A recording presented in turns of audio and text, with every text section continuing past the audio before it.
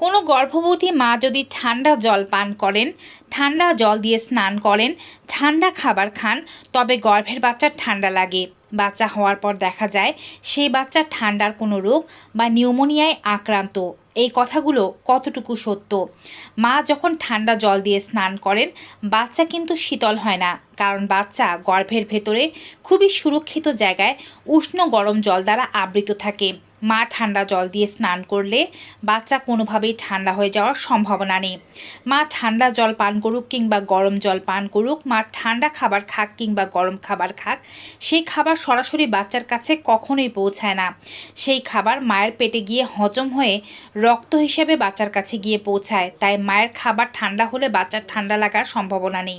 তবে এ সমস্ত কারণে যদি মা বারবার রোগাক্রান্ত হয়ে যান, এতে মায়ের ইমিউনিটি লস করবে এবং এতে বাচ্চাও ক্ষতিগ্রস্ত হতে পারে। তাই সতর্কতা জরুরি।